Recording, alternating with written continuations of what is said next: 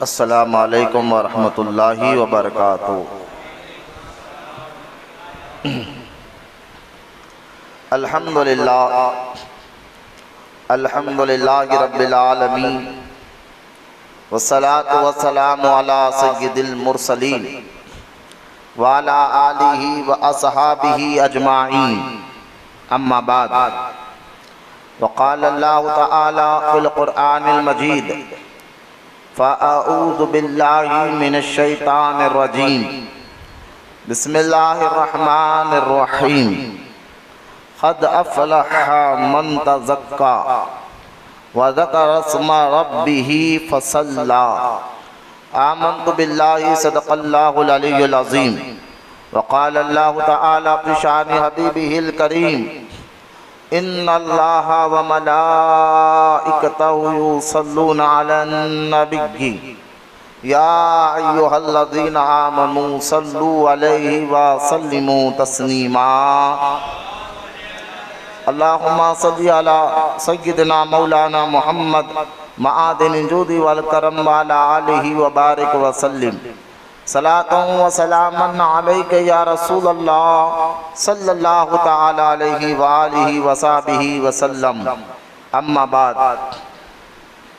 खानक़ाह महबूब औलिया में आने वाले तमाम मुरीद और मुतक़ीद, मैं दुआ करता हूँ कि अल्लाह ताला से अल्लाह ताला में जो आने वाला अज़ीमुश्शान रहमतों बरकतों वाला मुबारक महीना है रमज़ान शरीफ में, हमें अल्लाह ताला तौफ़ीक़ अता फरमाए, हम उसकी खूब इबादत करें, रोज़े रखे, तरावी पढ़े, मुकम्मल तौर पर रमज़ान मुबारक की तमाम नेमतों और बरकतों से अल्लाह ताला हम तमाम को, हमारे अहले अयाल को और तमाम उम्मत मोहम्मदिया को माला माल फरमाए। क्योंकि ये शाबान मुअज़्ज़म का मुबारक महीना और ये हमारा जो हफ्तेवारी इज्तिमा है इतवार का, ये 2025 और ये शाबान मुअज़्ज़म का ये आखिरी इतवार रहेगा। अल्लाह ताला अगर ज़िंदगी अता फरमाए तो रमज़ान शरीफ के बाद फिर से ये हमारा सिलसिला जारी रहेगा। रमज़ान मुबारक का ये एक महीना हर कोई अल्हम्दुलिल्लाह तत्हीर वाला महीना है, रोज़े की हालत में भी रहता है, ज़िक्र अस्कार की हालत में भी रहता है, नमाज़ों की हालत में रहता है, तरावी पढ़ता है, फिर उसको अपनी ज़रूरियात है। तो ये सारे चीज़ों को मद्देनज़र रखते हुए हम हर साल रमज़ान मुबारक का वो एक महीना हफ्तावारी इज्तिमा को ब्रेक लगा देते हैं ताकि मुरीदीन मुतक़ीदीन और ज़्यादा इबादत में मसरूफ़ रहे। हमारा ये मकसद हफ्तेवारी इज्तिमा का कि मुरीद और मुतक़ीद की अल्लाह उसके रसूल को इताअत की तरफ बुलाना होता है ताकि उनका ज़ाहिर और बातिन चमके। तो उसी सिलसिले से हम यहाँ इज्तिमा करते हैं, लेकिन रमज़ान शरीफ का की मसरूफियात को देखकर हर साल हम उसको एक महीना ब्रेक लगा देते हैं। लेकिन इंशाअल्लाह खानक़ाह की जाने से कुछ वज़ाइफ ख़ास तौर पर दिए जाएंगे जो रमज़ान शरीफ के मुबारक महीने में खानक़ाह महबूब औलिया के तमाम मुरीदों को पढ़ना इंशाअल्लाह ज़रूरी होगा। वो अपने वक्त पर इंशाअल्लाह आपको जैसा भी है सहूलत के एतबार से आपके सामने बताया जाएगा कि पढ़ना क्या है रमज़ान शरीफ के मुबारक महीने में। आज का उन्वान जो है, अभी मैंने जब दरगाह शरीफ में इंटर हुआ तो माशाल्लाह मौलाना सैयद नवीद क़ादरी जो है रमज़ान मुबारक की फ़ज़ाइल और रोज़ों के मुताल्लिक़ कुछ अहम बातें आपके सामने रख रहे थे। तो मैंने फिर से कहा चलो ठीक है, आज हम और आप ज़ाहिर और बातिन की तहरत पर बयान करेंगे ताकि ये रमज़ान शरीफ का जो मुबारक महीना आ रहा है ये अहले सिलसिला अहले निस्बत के लिए असल में तत्हीर वाला महीना है, यानी बातिन की तत्हीर यानी पाकिज़गी का महीना है। तो आज उसको हम कैसे हासिल करते हैं, लेकिन बातिन कैसे पाक हो, साफ कैसा हो, सुथरा कैसा हो, ये समझने से पहले ताहरत के मसले को समझना ज़रूरी होता है ताकि आने वाला टॉपिक जो मैं आपको कह सकूँ वो आसानी से समझ में आ जाए। यहाँ कुरान पाक की जो आयत मुबारका मैंने पढ़ा है जिसमें अल्लाह ताला फरमाता है क़द अफ़लह मन तज़क्का, कि तहक़ीक़ बेशक वो कामयाब होगा जिसने अपने आप को पाक कर लिया। यहाँ पर मुफ़स्सिरीन कहते हैं अफ़लहा, क़द का माना है तहक़ीक़ के, क़द कहते हैं अरबी ज़ुबान में तहक़ीक़ को। जैसा कि हम कोई चीज़ बड़ी तहक़ीक़ कर कहते कि वाह ये बात सही है, बहुत छानबीन की, बहुत इंक्वायरी की, तब जाकर हम कहते कि ये बात सही है। अब अल्लाह ताला कहता है खद तहकीक है, तो अल्लाह ताला की जानिब से जब बात तहकीक सी हो, अल्लाह खुद कह रहा हो ये बात तहकीक शुदा है, यूँ तो अल्लाह की हर बात ऐब से पाक होती है, उसमें कोई तहकीक की ज़रूरत ही नहीं होती। अल्लाह ताला जो कलाम फरमाते हैं उसमें कोई तहकीक की ज़रूरत नहीं होती। लेकिन यहाँ अल्लाह ताला अपने बंदों को ज़्यादा उजागर करने समझाने के लिए ये लफ्ज़ इस्तेमाल करता है खद कि तहकीक है इस बात पे, क्या अफलाहा, कामयाब है वो शख्स। अब कामयाबी हर एक को चाहती है, कामयाब हर कोई होना चाहता है, डॉक्टर कामयाब होना चाहता है, इंजीनियर कामयाब होना चाहता है, और लीडर कामयाब होना चाहता है, आप हम कामयाब होना चाहते हैं। कामयाबी के पीछे तो हर दुनिया का इंसान पड़ा हुआ है, चाहे वो किसी भी तबके का हो, किसी भी मजहब का हो, किसी भी फील्ड का हो, वो ये चाहता है कि कामयाबी मिल जाए, कामयाबी मिल जाए, हर कोई यही चाहता है। और हम जो अल्लाह रसूल पर यकीन करने वाले, आखिरत पर, क़यामत पर यकीन करने वाले, हम भी चाहते हैं कामयाब मिले। तो देखिए, अगर एक लैला के हज़ारों मजनू हो और हर मजनू कहता है कि लैला से मैं मोहब्बत करता हूँ,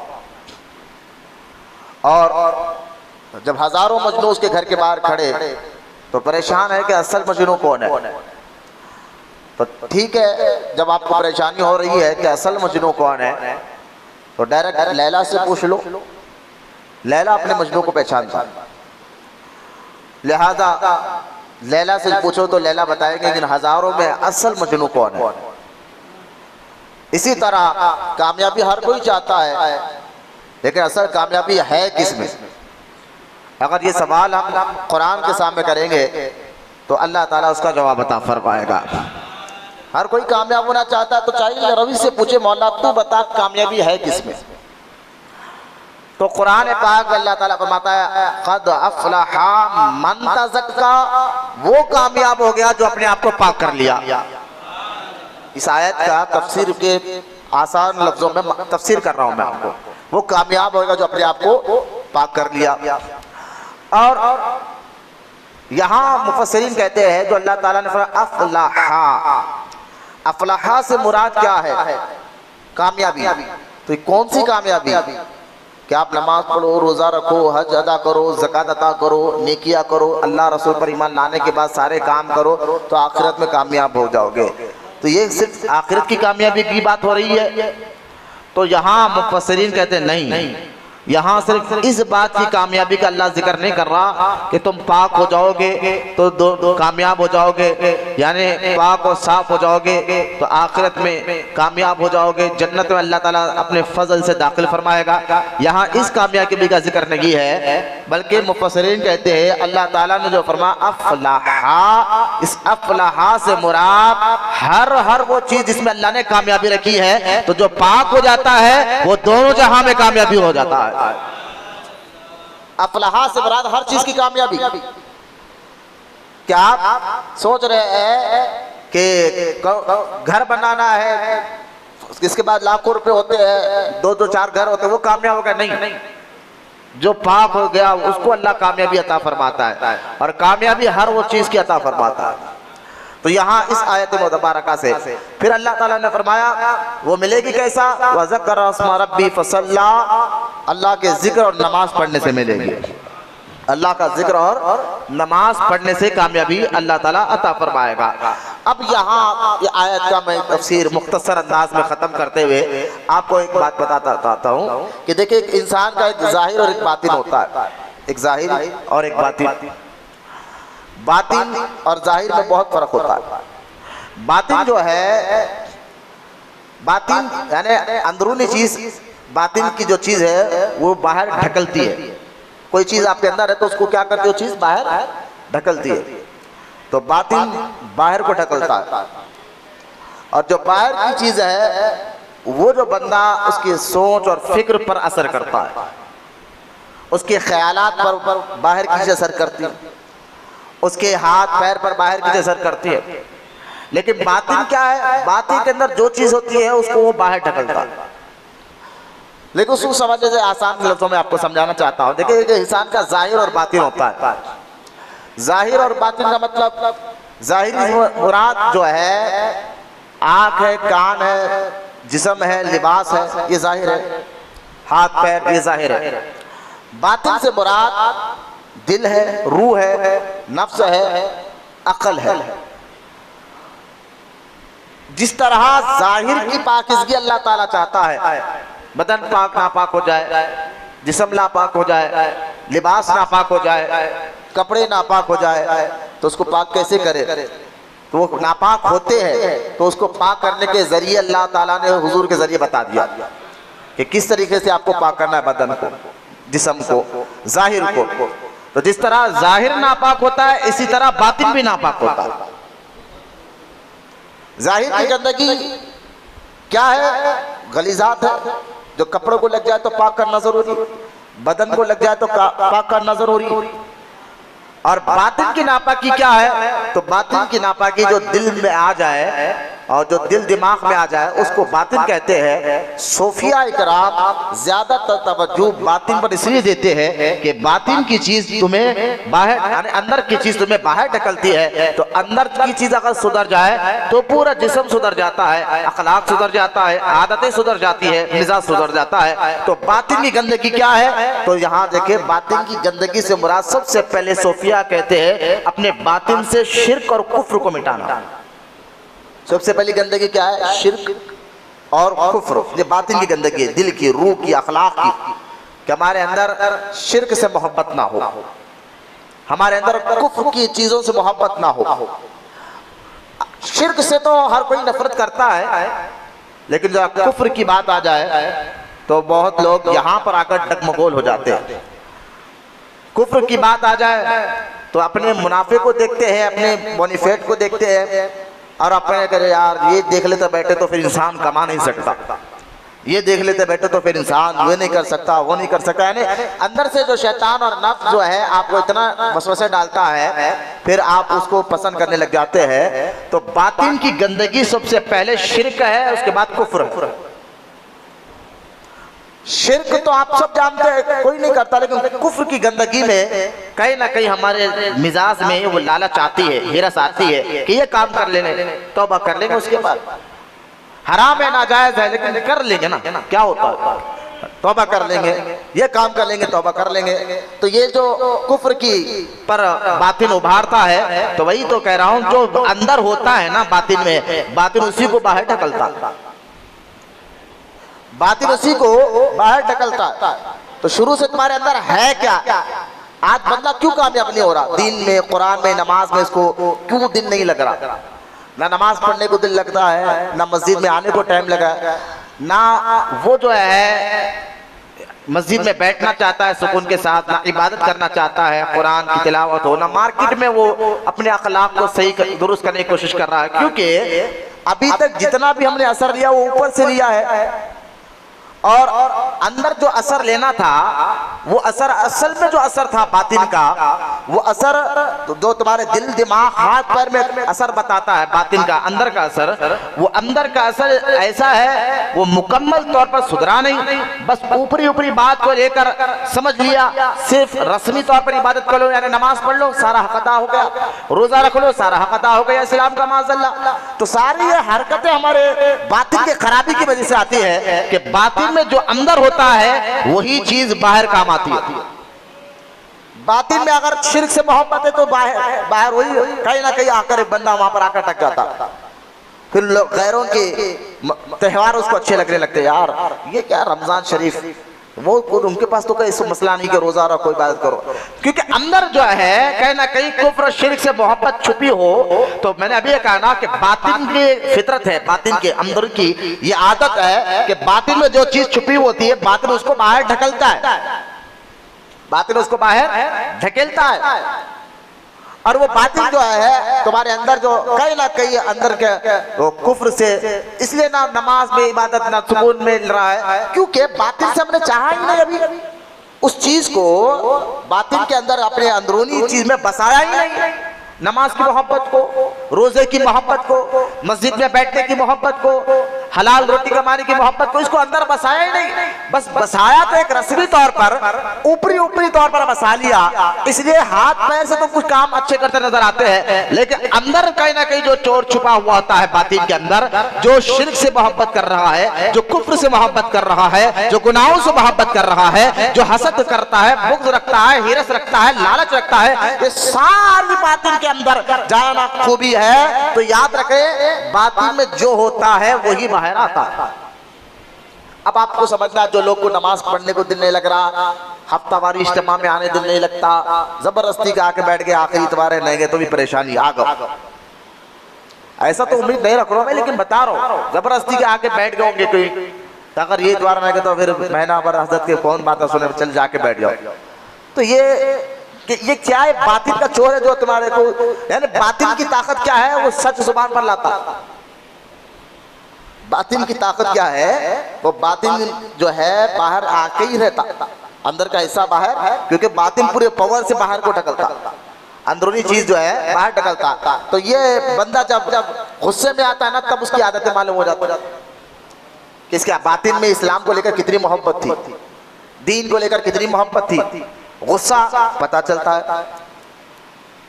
बंदा जो है गुस्से में आ जाए या जो उसको परेशानी आ जाए, कोई तकलीफ हो जाए उसके ऊपर, जब उसको पता चलता है इसके बातिन में कुरान हदीस को लेकर कितनी मोहब्बत थी। क्योंकि गुस्से के वक्त, परेशानी के वक्त, मुसीबत के वक्त, तकलीफ के वक्त बंदा जो है अपने आप को खो देता है। बस जुबान में सामने कौन बैठा हुआ है कोई परवाह नहीं होती, उस्ताद है, पीर है, जो मुंह को बोलना शुरू कर देता। सामने दीन के बारे में क्या है, कुरान में क्या नहीं, उसको कोई परवाह नहीं है, बस उसको अपने मतलब की बात होती है। तो असल जो है बातिन कब जाहिर होता है? गुस्से के वक्त। मैं अक्सर देखता हूँ गुस्से के वक्त मैं खास तौर पर छेड़ता हूँ, इसलिए कि उस्तादों की आदत होती थी, क्या मुर्शिद की आदत होती है कि मुरीद को खास तौर गुस्से में जाके देखे तो सही कि करता क्या है। सबके सामने हाथ चुम रहा, पैर चुम रहा, लेकिन जरा गुस्से में तो दिलाओ, मालूम होगा असल हकीकत अंदर से बाहर आएगी। सहाबा इकराम की ततहीर को हुजूर ने ऐसा किया था, युज़क्कीहिम के तहत।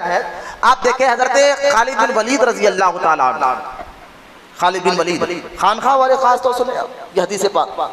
खालिद बिन वलीद रजी अल्लाह तआला अन्हु को कुछ वजह से हजरत उमर इब्न खत्ताब रजी अल्लाह तआला अन्हु ने मैदान रंग के मैदान में जिहाद के कमांडो के आप होदे पर थे, फौज के कमांड कर रहे थे, लेकिन कुछ वजह से आपने उस होदे से आपको हटा दिया, मैदान जिहाद में उसी वक्त माजूल कर दिया।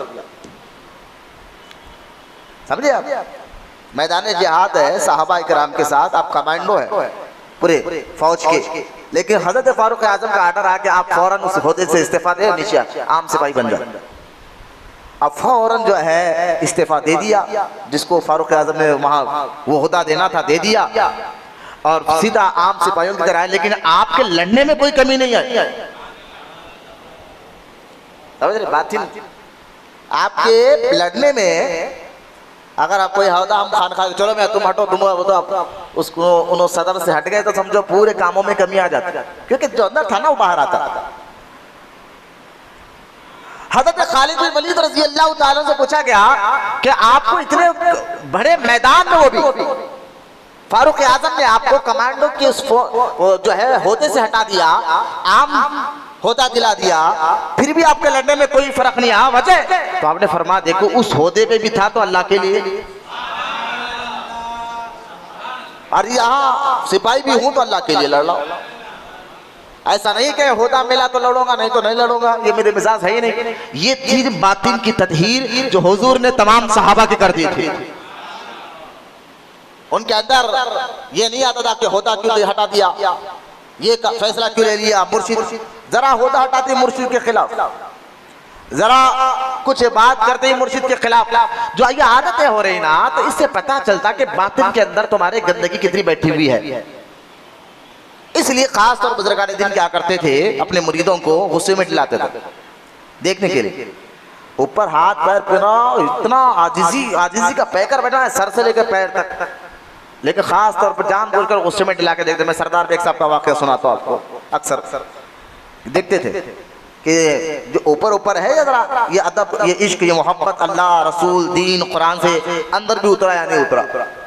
तो इसलिए बातिन की जो है तत्हीर जरूरी है। तो बातिन का देखिए, मैंने बातिन के नुकसानात अभी आपको बता दिया। अगर बातिन बिगड़ा हुआ है तो गुस्से में देख लो कि आदत मालूम हो जाती है। थोड़ी मुसीबत आ गए, जिक्र भूल जाता बंदा, नमाज भूल जाता, मस्जिद में आना भूल जाता, सारी चीजें भूल जाते हैं। बस टेंशन टेंशन टेंशन, वो टेंशन में सारा वक्त गुजारता। इससे पता चला कि अब इतने साल से जो नमाज पढ़ रहा था, रोजा रख रहा था, इबादत कर रहा था ना, तो ये सिर्फ ऊपर ऊपर का असर था, अंदर में वो टेंशन भरा हुआ ही था। बातिन में वो गंदगी भरी हुई थी।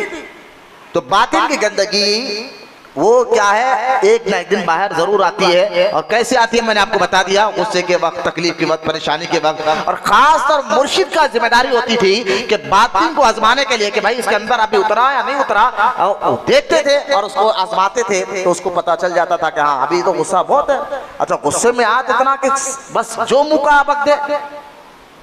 ये हाल बातिन के जो है बिगड़ने की वजह से होता है।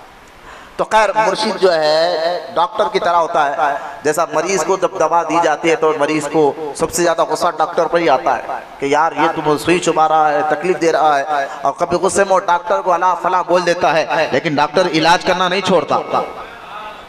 वो इलाज करना नहीं छोड़ता, वो इलाज करता ही है। और जब इलाज मुकम्मल होता है तो फिर वही मरीज दुआ देता है, अल्लाह डॉक्टर साहब को अच्छा रखेंगे, थोड़ा मैं इतना बोला फिर भी जो है मेरा ख्याल किया इन्होंने। तो मुर्शिद भी ऐसी होते हैं कि गुस्से में आने से छोड़ते नहीं, लेकिन उनकी तरबियत करते हैं। तो तरबियत करते हैं तो भाई ठीक है, तरबियत का भी एक, यानी कब तक नर्सरी की रास्ते में रहोगे। दूसरे लफ्जों में मैं आपको समझाना चाहता हूँ। बाद लोग बोलेंगे हजरत अच्छा बोले आप छोड़ते नहीं, कभी गुस्से में आएगा हजरत आप भी माफ कर देना। अच्छा, इसका मतलब ये नहीं है बाबा क्या, अगर मैं कह रहा हूँ कि मुर्शिद माफ कर देते हैं, मुर्शिद जो है रहम खा जाते हैं, तो इसका मतलब ये नहीं है कि मैं आपको ये नहीं कह रहा हूँ कि आप गुस्से में आके जो चाहे मुर्शिद को बोलो, खानका को बोलो, बान बार हजरत आप ही बोले ना जरा माफ कर देते, हम मरीज हैं हम लोग। वो तो बेबा तुम अभी नर्सरी के राज में मुरीद हो के 10 साल हो गया, अभी तक अदब नहीं आता, फिर तुम क्या फायदा मुरीद बनकर। तो आगे बढ़ना चाहिए तुम्हें। ये भी शैतान और नफ्स का धोखा होता है कि तुम इतने साल हो गया, नया नया बच्चा है तो बात समझ में आती है भाई, थोड़ा सा उसको समझने टाइम लगता है, नया नया है समझने टाइम लगता है, बात समझ आती है। इतने पुराने हो गए और अब भी तुम नहीं समझे, तो अंदर तुम्हारा बातिन को तुम असर लेना, क्योंकि बातिन तो असर लेता। जरा एक और बात सुने, वो जाहिर से ही लेता। हाँ, ये भी एक बात ध्यान में रखिए, बातिन के अंदर जो असर आता है वो किससे आता है, जाहिर से आता है। जाहिर में अगर आप असर अच्छा ले रहे हैं तो बातिन में असर अच्छा जाता है। अब सवाल यह है कि जाहिर का असर कैसे लेता है। तो जाहिर क्या है, जाहिर आंख है, जाहिर कान है, ये आंख और कान ये बातिन तक जाने के जरिए है, ये जुबान बातिन तक जाने के जरिए है। बातिन के अंदर जो गंदगी छुप के आके बैठी ना, वो जाहिर से ही चाहिए। बात समझते हैं कि सिर्फ बातिन साफ करो काम ना, जाहिर और बातिन दोनों साफ होना जरूरी है। कि अंदर की गंदगी जो बैठी ना, कुफ्र की, शिर्क की, गुस्से की, लालच की, हिरस की, ये गंदगी बाहर से आई है, अंदर आके बैठ गई। वो कैसे, आंख से आती है, क्योंकि आंख का असर डायरेक्ट दिल पे होता। आंख का असर किसे डायरेक्ट, इसलिए कहा गया कि हराम चीज मत देखा करो। आंख का अगर असर दिल पर बातिन में नहीं होता तो फिर फिल्में ड्रामे देखना हराम क्यों है। क्या आंख बाहर की चीज को कबूल कर कर असर दिल तक पहुंचाती है, कान बाहर की चीज को कबूल कर कर असर दिल तक पहुंचाती है, जुबान गाली गलौज से गंदी हो तो फिर असर दिल तक पहुंच जाता है। तो ये जो आंख का सही इस्तेमाल करोगे, जो देखना है वो देखो, जो सुनना है वो सुनो, जो बोलना है वो बोलो, तो फिर इसका असर बातिन के अंदर भी आता है। लेकिन हर नाजायज चीज को देखने लग जाओ, हर हराम चीज को सुनने लग जाओ, तो फिर जो चीज तुम देखोगे, जो चीज ज्यादा, तो तुम जिस चीज को देखते हो, ये आप तजुर्बा कर ले, जो चीज आप ज्यादा देखते हैं वो फिर आपके ख्यालों में आने लग जाती है। जो चीज आप ज्यादा सुनते हैं वो चीज आपके ख्वाबों में आना शुरू हो जाती है। तो जो जाहिर से ही बातिन के अंदर आती है कोई चीज, तो अगर जाहिर अगर आप साफ सुथरा रखना चाहते हैं तो जाहिर को जितना साफ सुथरा रखो, जितनी अच्छी चीजें देखना देखो, देख रहा है कुरान को देखो, सुनना है कुरान को सुनो, तो ये ज्यादा आदत अगर आप जिसको देखने और सुनने की डालेंगे, फिर उसका असर बातिन यानी रूह और दिल पर आने लग जाता है, और जो दिल पर आने उसका असर लग जाता है, तो बातिन क्या है, वो चीज को असर लेकर रखता है, और जो बातिन में रहता है उस चीज को वो बाहर निकलना शुरू करता है। ये सारी बातें मैं अभी तक सिर्फ तमहीद कर रहा था आपके सामने समझाने के लिए। जाहिर बातिन कहते हैं किसको है, अभी मेरा उन्वान आया नहीं, ये आपको सिर्फ समझा रहा हूं अभी तक मैं कि आप जाहिर और बातिन को कैसे सुधारना चाहिए। अंदर अकड़, ये भी बातिन की खराबी, अंदर हसद, ये भी बातिन की खराबी, अंदर हिरस और लालच। ये बुजुर्गान दीन रहमतुल्लाहि ताला अलैह जिनको अल्लाह गैब की खबरें बना देता था, दिल उनका नूर की तरह चमकता था, रोशन होता था, उसकी वजह क्या थी कि उनका बातिन इतना साफ हुआ करता था कि जिस तरह सूरज की रोशनी आईने पे पड़ती थी, इसी तरह अल्लाह ताला के नूर की तजल्लियां उनके दिल पर पड़ा करते हैं।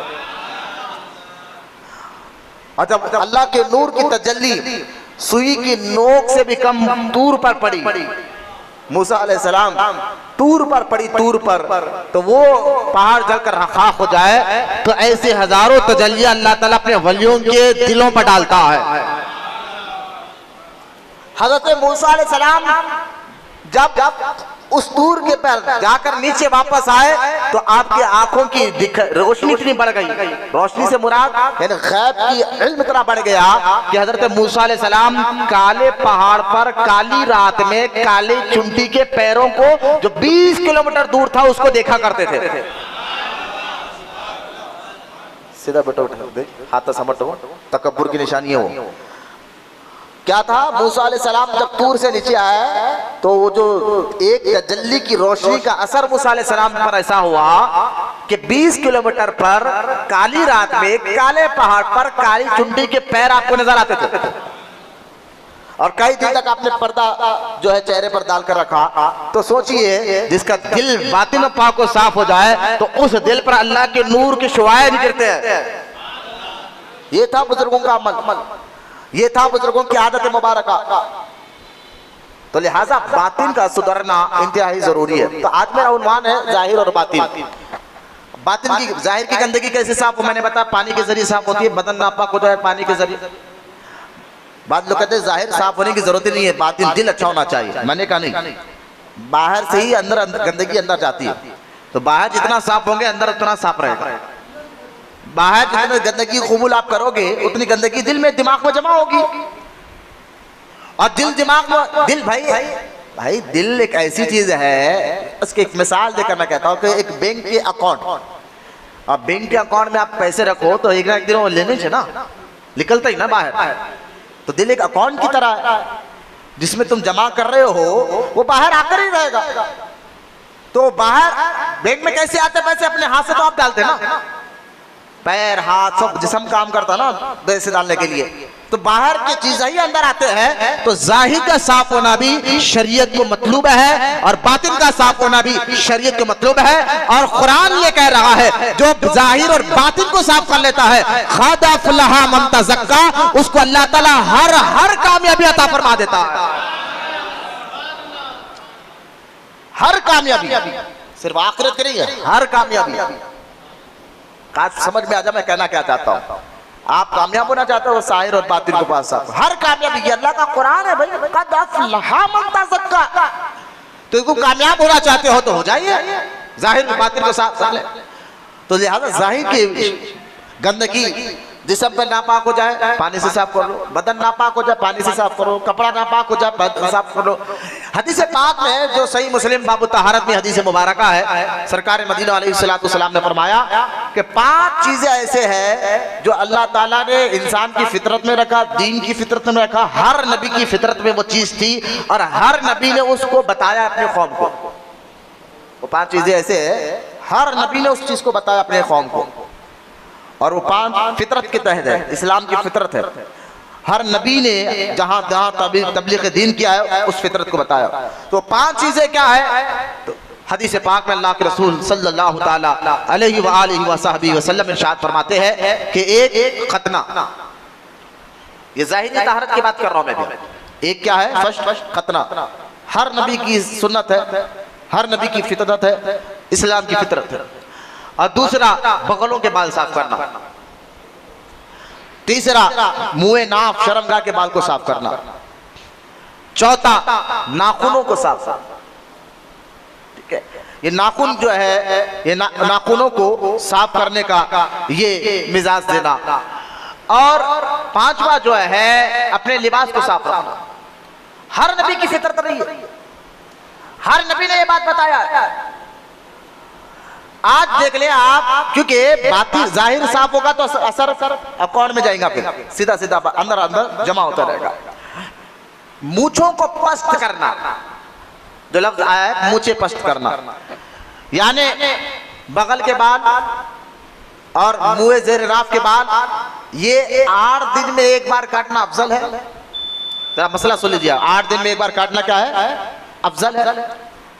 15 दिन में एक बार काट ले तो और बेहतर है, लेकिन 40 दिन के अंदर काटना। अगर 40 दिन से ज्यादा रखोगे तो गुनाहगार हो।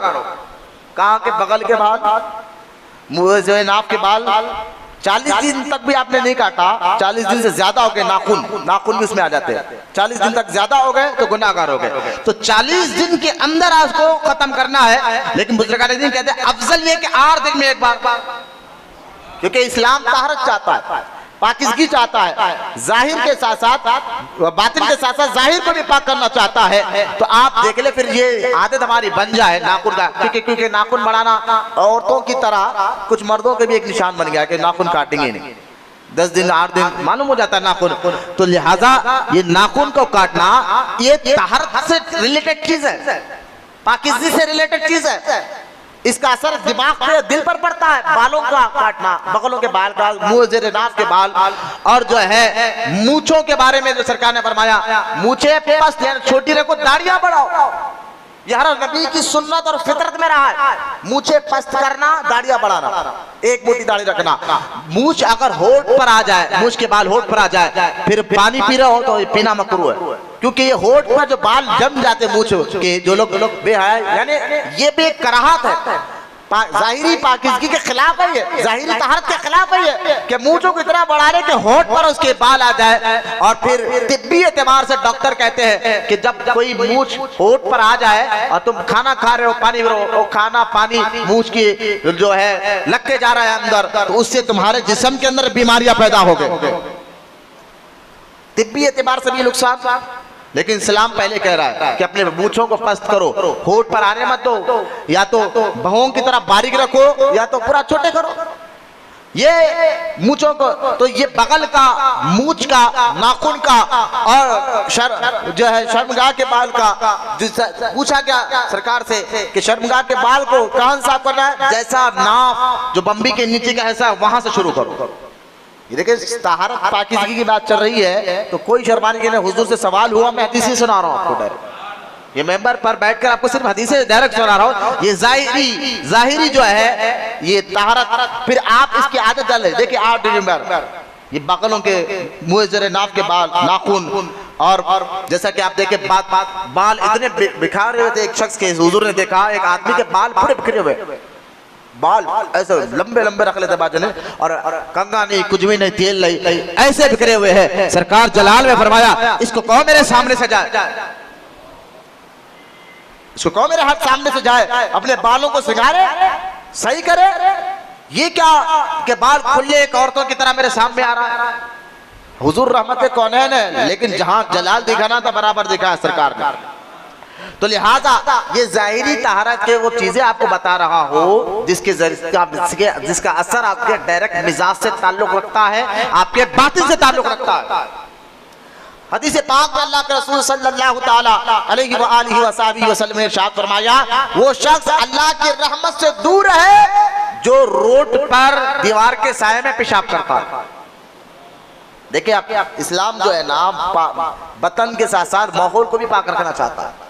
वो शख्स अल्लाह की रहमत से दूर है जो रोड के किनारे दीवार के साये में पेशाब करता है।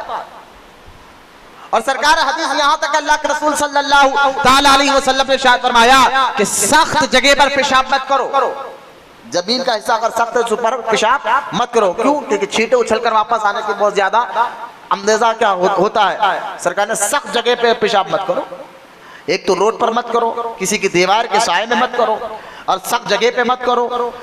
अल्लाह के रसूल सल्लल्लाहु ताला अलैहि वसल्लम अगर हाजात के लिए जाते, इतनी दूर चले जाते कि लोगों को दिखना बंद हो जाता, यानी इतनी दूर जंगल की तरफ तशरीफ ले आते हुजूर रहमत कौनैन के। उस जाहिर उस दौर में कोई टॉयलेट वाशरूम बने हुए नहीं थे।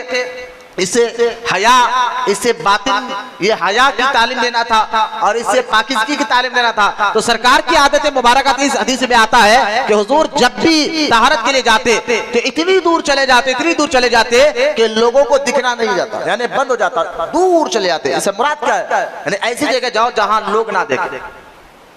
उस वक्त वॉशरूम के मामला नहीं थे।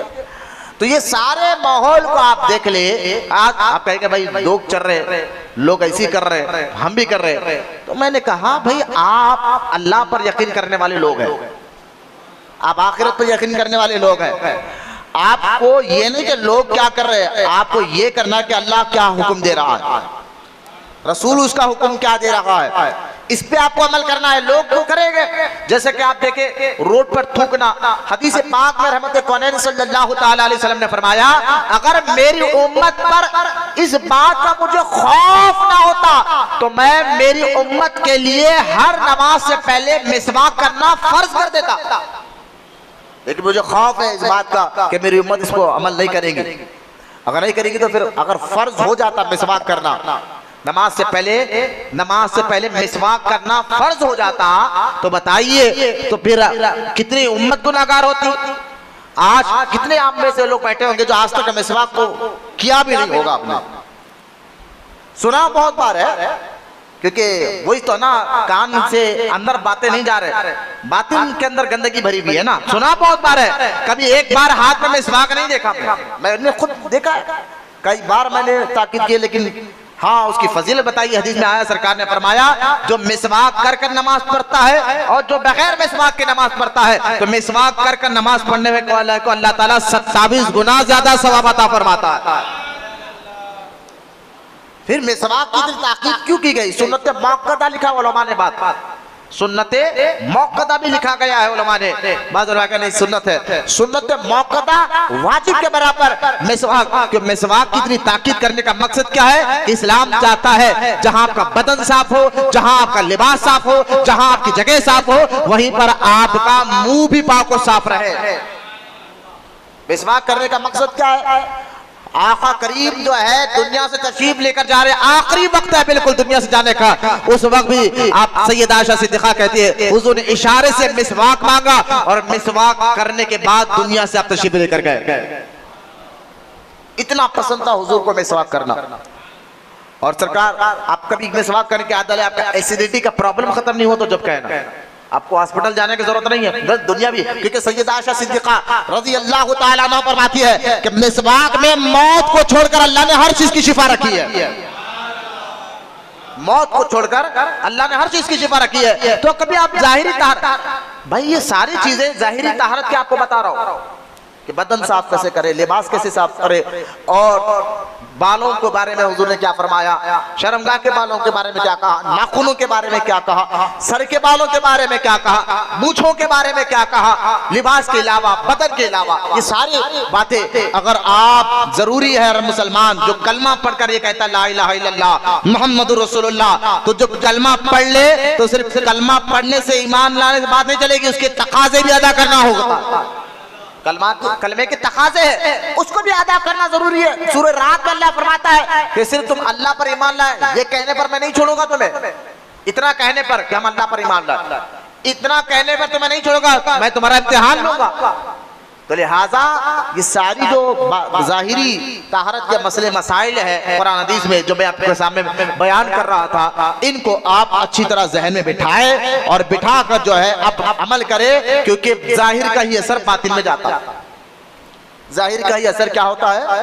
इसलिए शरीयत में जो है जाहिर और बातिन दोनों पर तवज्जो है। इसलिए कि जो जाहिर को सवारे और बातिन में कुफ्र और शिर्क हो, तो मुनाफिकीन थे, ऐसे नमाज पढ़ रहे थे, रोजा रखते थे, हुजूर के साथ जिहाद में भी जाते थे, लेकिन अंदर ना दीन से मोहब्बत, ना अल्लाह से मोहब्बत, ना रसूल से मोहब्बत। और हुआ क्या? हुआ क्या, मैंने अभी वही तो कहा ना, ये बातिन की आदत समझिए, ये बातिन की फितरत समझिए, ये बातिन का मिजाज समझिए। बातिन के अंदर जो चीज होती है बातिन उसको बाहर जरूर ढकलती, और यानी वो बंदा वो जाहिर होकर रहता है। बातिन जितने बातिन के जो अंदर जो ख्यालात है वो बाहर आकर ही रहते हैं। इसलिए मौलाए कायनात अली मुर्तजा रज़ी अल्लाह ताला अन्हु, जिनको हुजूर ने फरमाया मैं हिकमत का शहर हूं तो अली उसका दरवाजा है। आपका ये कौल मुझे याद आ गया हजरत मौलाए कायनात का। आप फरमाते हैं कि लोग कहते हैं कि बंदा पैसे आया बदल गया, शादी हो गई बदल गया। पहले क्या था मियां, पहले कुछ भी नहीं था इसके पास, आज देखो जरा घर बना लिया बदल गया बंदा। पहले झुक से मिलता था, अब किसी को सलाम करने के तैयार नहीं। पहले कैसा था ये बंदा, लेकिन जब से शादी हो गई बदल गया। ये लोग कहते ना फला चीज आगे बदल गया, फला चीज आगे बदल गया, लेकिन मौलाए कायनात फरमाते नहीं, आदमी बदलता कभी नहीं, आदमी बदलता कभी नहीं, उसकी आदत है जो बाहर आती है। बात समझिए, उसकी आदत है बाहर आती है, बस वो आदत पहले बाहर दिखाता नहीं था, अंदर जमा हो रहा था ना। और बातिन की ताकत क्या है, वो बाहर निकलती है। तो आदमी बदलता नहीं, पहले से उसके अंदर आदत होती है, वो तो आदत नहीं। तो मौलाए कहना आदमी बदलता नहीं, उसकी आदत जो है, फितरत जो है, मिजाज जो है, वो दिक्कत आ जाती है, बाहर आ जाती है। जो अंदर था वो बाहर आता। तो ये अंदर जो जमा हुआ वो कहां से जमा हुआ, वो बाहर से जमा हुआ। चुगलियां सुनने से जमा हुआ, गीबत सुनने से जमा हुआ, उस्ताद की गीबत, जबकि गीबत हर एक की हराम है, करना भी हराम, सुनना भी जायज नहीं, ठीक है।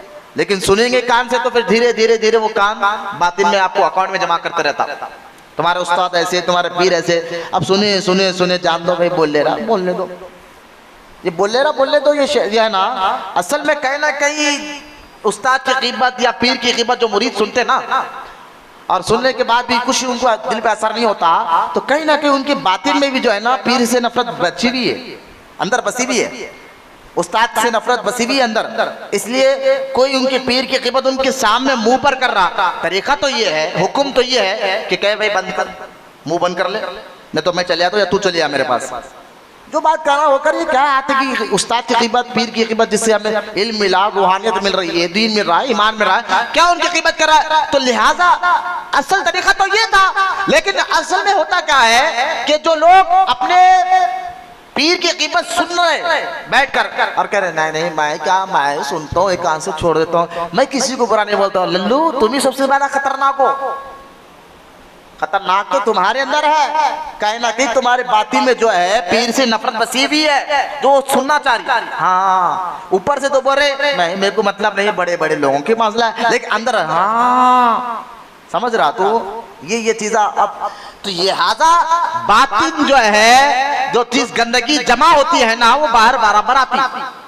तो आदमी बदलता नहीं, अपनी आदत को बाहर लाता है। तो अंदर जमा कैसे हुई? तो इसलिए कहा गया ग़ीबत क्यों हराम किया गया? भाई ग़ीबत को सुनना, बोलना हराम, सुनना भी हराम, क्यों मना किया गया है? औलिया इकराम क्यों रोक देते थे ग़ीबत करने वाले को फौरन मुंह? वजह क्या थी? वजह यही थी कि कहीं ऐसा ना हो कि उनकी ग़ीबत की वजह से हमारे जहन में जिनके बारे में यह ग़ीबत कर रहा है, कहीं उनके बारे में हमारे जहन खराब ना हो जाए, दिल खराब ना हो जाए, क्योंकि जाहिर के असर को ही बातिन कबूल करता है। ये सारी बातें आज क्योंकि रमजान मुबारक आ रहा है, ये ततहीर वाला महीना है, रमजान शरीफ और लोगों के लिए सहरी से लेकर इफ्तार तक कुछ खाना नहीं, पीना नहीं और बीवी के करीब जाने का नहीं का मसला है। लेकिन जो अहले निस्बत है, अहले सिलसिला है, उनके लिए रमजान शरीफ सिर्फ खाने पीने और बीवी के करीब जाने से नहीं, बल्कि उसके अलावा हाथ पैर आँख कान जुबान दिल की ततहीर का महीना है कि इससे भी आपके कोई गलत काम ना हो, बातिन के अंदर गलत काम ना हो। तो आप माहौल पे ये बात डिपेंड करता है। अगर आप अपने बातिन के अंदर पाकीज़ा ख्यालात पैदा करना चाहते हैं, माहौल पे ये डिपेंड करता है। अपने दिल के अंदर अच्छे ख्यालात आप पैदा करना चाहते हैं, माहौल पे डिपेंड करता है। अपने दिल के अंदर अल्लाह की, रसूल की, दीन की, कुरान की, पीर की, उस्ताद की मोहब्बत को मजबूती के साथ जमा करना चाहते हैं, तो ये डिपेंड करता है कि आप बैठ किसके साथ रह रहे हैं, ये डिबेट करता है। आप किसके साथ बैठना चाहते हैं? किसकी बात को सुनना आप पसंद कर रहे हैं?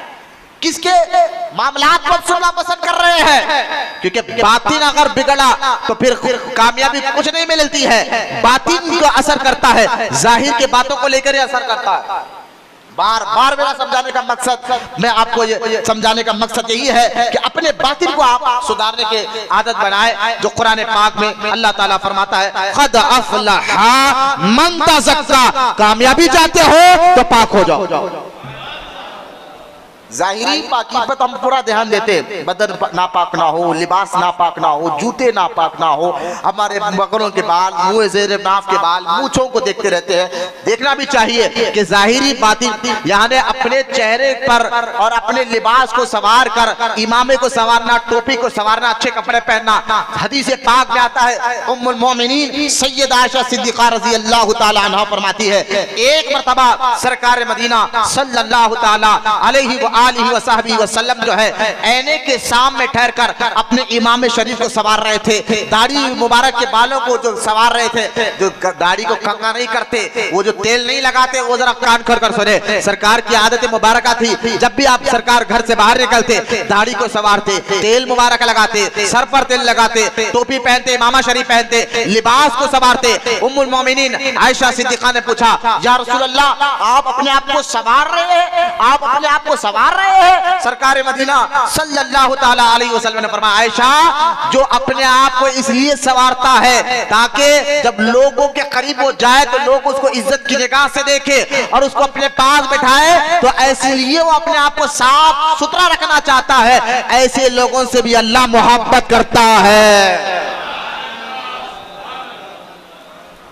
ये बाल बिखराना ये तसव्वुफ नहीं है, ये गंदे कपड़े पहनकर फिरना ये तसव्वुफ नहीं है, ये जो है तेल नहीं लगाना ये तसव्वुफ नहीं है। तसव्वुफ और तरीक़त को समझिए। सिर्फ कोई गंदे कपड़े पहनने से कोई अल्लाह का फकीर नहीं बनता। फकीर का मतलब क्या है? जो सिर्फ अल्लाह का मोहताज और किसी का मोहताज ना हो। तो ये क्वालिटी का मतलब ये नहीं कि आप कपड़ों को फट्टे पुराने कपड़े पहनकर मार्केट में आए। आप फट्टे पुराने कपड़े, बदबूदार कपड़े पहनना, अरे भाई बदबूदार कपड़े पहनकर मस्जिद में आना भी मना है, नमाज नहीं होती उसकी। क्यों कहा गया कि उसका बदन के साथ साथ लिबास भी साफ हो? इसलिए कि इस्लाम तुम्हारे जाहिर को पाक करना चाहता है। जाहिर कितना पाकीज़ा माहौल हो तो उसका असर बातिन के अंदर दाखिल होते रहता है। ये बातें आपको समझना चाहिए। जो मैं यहाँ मजजूब की बात नहीं कर रहा हूँ। मजजूब जो होते हैं जिनका बातिन सबरा होता है, जाहिर तौर पर उनको दुनियावी होश नहीं रहता, देखने वालों को दीवाने समझते हैं। मैं उनकी बात नहीं कर रहा हूँ, मैं उनकी बात कर रहा हूँ दिखने में होश है, दुनियावी, खा रहा है, पी रहा है, बीवी बच्चों को सब देख रहा है, फिर कहता है हम फकीर आदमी हैं, लिबास ऐसा पहनने। मैं उनकी बात कर रहा हूँ कि फट्टे पुराने पहनने, लिबास पहनने का नाम तसव्वुफ नहीं है। लिबास को भी साफ सुथरा रखना और बातिन को भी, जाहिर को साफ सुथरा रखना। जाहिर को बार बार बार बार मैं आपको इसलिए कह रहा हूँ, जितना जाहिर आपका साफ सुथरा रहेगा उतना उसका असर बातिन के अंदर जमा होते रहेगा, उतना असर आपको अंदर बातिन दिल के अंदर जमा होते रहेगा। आप कहेंगे मैं तो गरीब आदमी हूँ भाई। अरे भाई गरीब आदमी अमीर आदमी ताहरत के लिए ना गरीब है ना अमीर है। ताहरत के जो मसले है ऐसा नहीं है ये सिर्फ अमीर आदमी अमल करता है। हमारा दीन, हमारा इस्लाम अगर ऐसा होता जिस पर अमल करना सिर्फ अमीरों का काम होता तो शायद मसला और होता। इस्लाम ये है उस पर अमल अमीर भी कर सकता है, गरीब भी कर सकता है और मिडिल क्लास वाला, हर मजहब वाला कर सकता है। कि इस्लाम ये अल्लाह ताला ने हुजूर के जरिए हमें अता फरमाया। लिहाजा जाहिर और बातिन दोनों साफ रखने से आदत डालेंगे। बगलों के बाल का ख्याल करेंगे, दाढ़ी का बाल ख्याल करेंगे, मूछों का ख्याल करेंगे, मुंह ज़ेरे नाक का बालों का ख्याल करेंगे, नाखूनों का ख्याल करेंगे, लिबास का ख्याल करेंगे और बदन का रोड पर थूकने से बचेंगे, रोटों पर दीवार के साए में पेशाब करने से बचेंगे। ये सारे और माहौल देखेंगे कि मैं बैठ किसके साथ रहा हूँ, ये जरूरी है। ये डिबेट करता है क्योंकि बंदा अगर बंदे के बातिन में क्योंकि गलती बैठ जाए और खास तौर उस्ताद या पीर को लेकर बैठ जाए, फिर वो बंदे पर रूहानियत के दरवाजे नहीं खुलते। जब तक फनाफिल शेख ना हो जाए उस पर रूहानियत के अलम शरह अल्लाह का सदर सीने के दरवाजे नहीं खोलते, क्योंकि जिसके जरिए से तू लेना चाहता है रूहानियत को, उसी के लिए तेरे दिल में बदगुमानी पैदा हो गई, उसी के लिए तेरे दिल में दिल दिमाग में। इसलिए आप देखें रहमत कौनैन सल्लल्लाहु तआला अलैहि वसल्लम ने अपने तमाम सहाबा का जो तज़किया किया है, आप देखें कि मेरे आका रहमत कौनैन सल्लल्लाहु तआला अलैहि वसल्लम से सहाबा इस कदर मोहब्बत करते थे कि एक सहाबी को जब पकड़कर दुश्मनों ने एक रस्सी से बांध दिया, 3 दिन भूखा रखा, प्यासा रखा, और जब भूखा प्यासा रखकर कहा अब भी तुम दीन नहीं छोड़ोगे, अब भी रसूल का दामन नहीं छोड़ोगे, उन्होंने कहा ना नहीं छोड़ूंगा। उन्होंने चाकू चुबाया तो जुबान से आह का लफ्ज निकला, तो अब दुश्मन कहने लगे काश तुम भी सोच रहे होगे कि जिस नबी का तुम कलमा पढ़ते हो उसकी वजह से ये मुसीबत उठ रही है, काश तुम्हारी जगह तुम्हारा नबी यहाँ होता और उनको यहाँ तकलीफ पहुंचाई जाती। सहाबी का इश्क बोल उठा, कहा खबरदार लफ्ज वापस ले, हम तो इस हालत में भी कि तू हमें मार रहा है, खत्म कर रहा है, इस हालत में भी हम इस बात पर गवारा नहीं है कि हुजूर के पैर मुबारक में कांटा भी चुभ जाए, ये हमें बर्दाश्त नहीं हो सकता।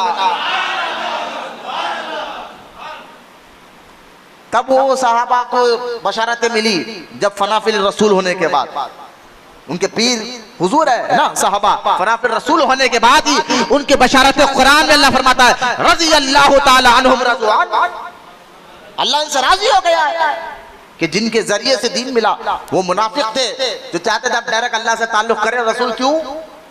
वो मुशरिक थे जो चाहते थे हम डायरेक्ट अल्लाह से ताल्लुक रखें, रसूल क्यों? और वो जलील रुस्वा हुए वो सहाबी थे जो जानते थे कि रसूल राजी हो जाए तो अल्लाह राजी हो जाता है। वो सहाबी थे जो जानते थे जिस रसूल को हम कलमा पढ़ ले हैं उनका आता पे इश्क मोहब्बत जाहिरी तौर पर और बातिनी तौर पर ऐसा मजबूत होना चाहिए, पहाड़ अपनी जगह से हिल के फट जाए, लेकिन रसूल पाक के शान में बुरा ख्याल उनके जहनों में नहीं आता था, ना उनके दिलों में आया करता था। साहबा इतनी मोहब्बत करते, यहीं से पता चला कि मुरीद जब तक जो है अपने पीर से मजबूत राता ना जोड़े तो उसका बातिन नहीं साफ हो सकता। जरूरी है मुरीदों को, क्योंकि ये डिपेंड कर रहा है कि तुम किसके साथ बैठ रहे हो, किसकी बात सुन रहे हो। हर दौर में था मुनाफिकीन बहुत मीठे जरिए से सहाबा को भटकाने की कोशिश करते थे, जो आज खानखाओं में बाद लोग मुरीदों को बोलते हाँ भाई तुम्हारे पीर नमाजी है, परहेजगार है, लेकिन ये फैसला गलत नहीं है। सेम ये डिक्टो सहाबा को मुनाफिकीन यही करते थे, यही मामला होता था। जब सरकार बयान कर मदीने पाक में और बयान करते करते सरकार ने फरमाया जिसने मेरा हुक्म माना उसने अल्लाह का हुक्म माना। बयान खत्म हुआ, सहाबा खुशी खुशी बाहर आए, मुनाफिक भी बाहर आए और सहाबा कहने लगे यार हुजूर ने तो आज बहुत अच्छा खुतबा दिया, तकरीर की, खुश हुए। लेकिन वही शहद में जहर देने वाले काम मुनाफिक उन्हें हाँ बहुत अच्छा करे, सरकार ने तो बहुत जबरदस्त बयान किया, लेकिन एक चीज सरकार से गलती हो गई, हुजूर से गलती हो गई। सूरह निसा आयत नंबर 175 की तफसीर आप देखें, तफसीर इब्न कसीर में यह हदीस पाक मौजूद है। एक चीज हुजूर से गलती हो गई, सहाबा के दिल दिमाग में भी वो ख्याल नहीं आया जो मुनाफिक सोच रहा था। क्यों? क्योंकि सहाबा दिल दिमाग सब दे के बैठे थे अल्लाह रसूल को, तो लिहाजा वो मुनाफिक कहने लगा कि एक चीज हुजूर से गलती हो गई माज़अल्लाह, बल्कि हुजूर ने तो शिर्क कर दिया। साहबा बोले वो क्या? कहा ये क्या? हुजूर ने कहा जिसने मेरा हुक्म माना उसने अल्लाह का हुक्म माना। हुजूर को कहना ही चाहिए था जिसने अल्लाह का हुक्म माना उसने मेरा हुक्म माना, लेकिन हुजूर ने क्या कहा? जिसने मेरा हुक्म माना उसने अल्लाह का हुक्म माना। ये शिर्क हो गया है हुजूर के साथ। सहाबा सीधे साधे लोग थे, हुजूर की बारगाह में अर्ज करते हैं, तभी जिब्रील अलैहिस्सलाम कुरान की आयत सूरह निसा के लेकर आके कहते हैं कि यकीनन सुन लो जिसने हुजूर का हुक्म माना उसने अल्लाह का हुक्म माना है। यही सही है, यही दुरुस्त है। तो मुनाफिकीन की आदतें हुजूर ने फरमाया मेरी उम्मत में बाकी रहेंगी। हुजूर ने एक्सपोज कर दिया मुनाफिकों को उस दौर में, लेकिन सरकार ने फरमाया मेरे मुनाफिकों की आदतें मेरी उम्मत में रहेंगी। तो ये मुनाफिकाना चाल है ये कि खानखा की जो है ऐब निकालना, पीर में ऐब निकालना। जब तक ये ऐब निकाल रहे तो फिर नर्सरी क्लास में रहेंगे, तो सामने मत आओ। अगर तुम्हारे दिल दिमाग में इतना जहर भरा हुआ है किसी के कहने पर, ना तुम तहकीक करना चाहते हो, ना तुम आना बंद कर दो, खत्म कर दो आना, रहो अपनी जिंदगी में। कौन आपको खींच के ला रहा है कि यहाँ पर आओ? नहीं, क्योंकि अगर यहाँ आना है ना तो दिल दिमाग अल्लाह रसूल की मोहब्बत में भर के आना, तो ही तुम जरूर कामयाब हो गए। वरना वही सामने दुश्मन से भी मिल रहे और दोस्त से भी मिल रहे। दुश्मन को बोल रहे हम तेरे साथ है, दोस्त को कह रहे हम तेरे साथ है। तो ये मुनाफिकाना चाल, ये तो मुनाफिकों की आदतें थी जो यहूदियों के साथ कहते थे हम तेरे साथ है, और मुसलमानों के साथ आकर कहते थे हम तुम्हारे साथ है। ये बातिन की गंदगी जो जरूरी ये करता है, डिपेंड करता है कि तुम्हारा मिलजोल किसके साथ है, तुम्हारा उठना बैठना किसके साथ है। ऐसे गीबत करने वालों को आप बैकआउट नहीं करोगे, मिजाज नहीं संभलेगा। चुगलखोरी करने वालों का बैकआउट नहीं करेंगे, मिजाज नहीं संभलेगा।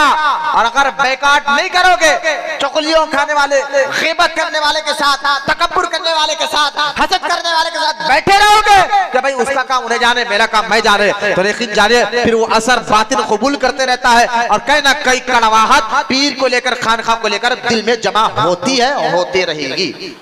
अब आपके ऊपर जिम्मेदारी है, यहाँ तक आपको अक्लमंद को इशारा काफी है जो समझाना मैं चाह रहा था, शायद अल्लाह उनको समझने की तौफीक अता फरमा दे।